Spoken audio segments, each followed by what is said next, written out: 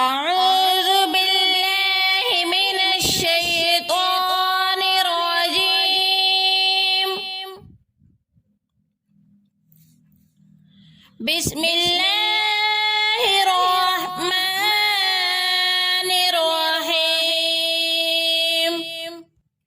وإذ أخذنا ميثاق بني إسرائيل لا تعبدون إلا الله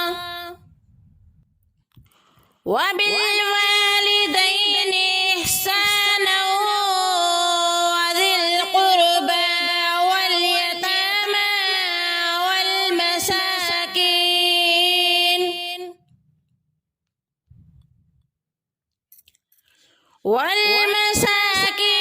وقولوا للناس حسنا وأقيموا الصلاة وآتوا الزكاة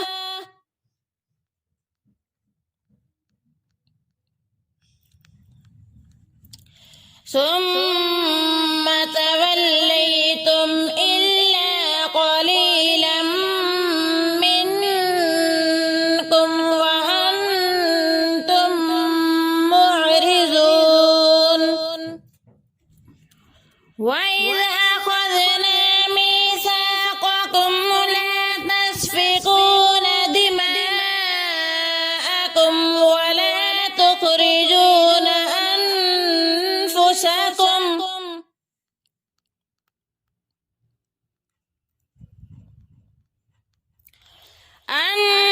أنفسكم من دياركم ثم أقررتم وأنتم تشهدون.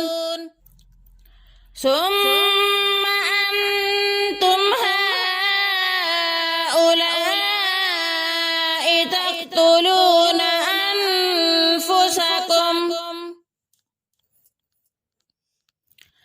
أنفسكم وتخرجون فريقا منكم من ديارهم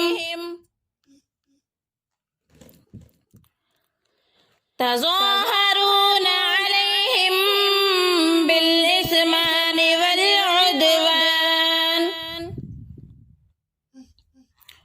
وإن يأتوكم أسارى تفادوهم وهو محرم عليكم إخراجهم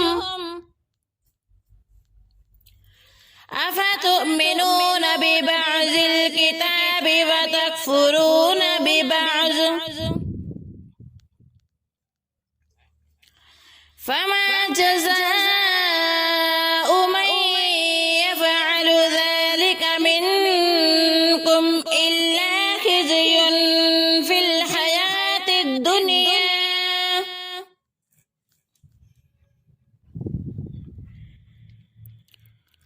ويوم القيامة يردون إلى أشد العذاب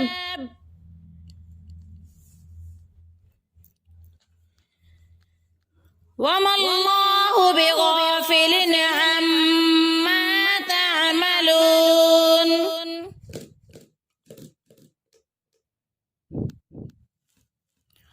أولئك الذين اشتروا الحياة الدنيا بالآخرة